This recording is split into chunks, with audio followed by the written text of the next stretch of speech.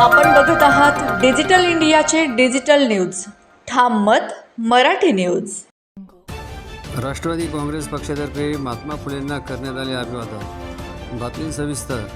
आज 28 नोव्हेंबर थोर समाजसुधारक, शिक्षणतज्ज्ञ आणि सत्यशोधक समाजाचे प्रणेते महात्मा ज्योतिराव फुले यांची पुण्यतिथी. आपल्या प्रखर विचारांनी आणि कृतीने त्यांनी महाराष्ट्राच्या सामाजिक आणि शैक्षणिक जीवनात आमूलाग्र क्रांती घडवून आणली.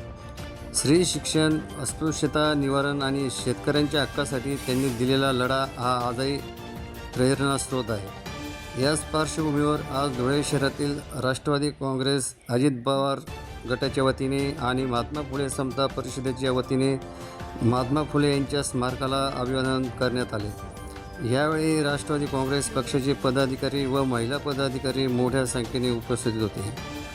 ठाम मत मराठी न्यूज ब्युरो रिपोर्ट. आज 28 नोव्हेंबर राष्ट्रपिता क्रांतीसूर्य महात्मा ज्योतिराव फुले यांचा स्मृतिदिन.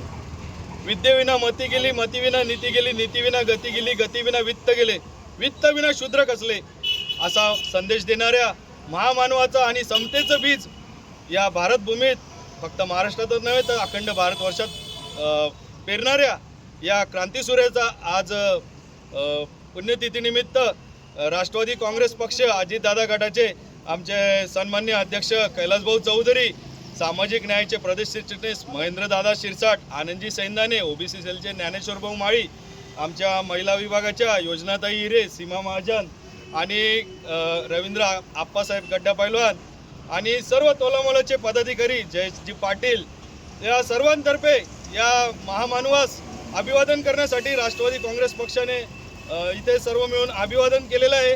आणि पक्षातर्फे आता पुढील कार्यक्रम दिवसभरात आखण्यात आलेले आहेत, त्याचं नियोजन झालेलं आहे.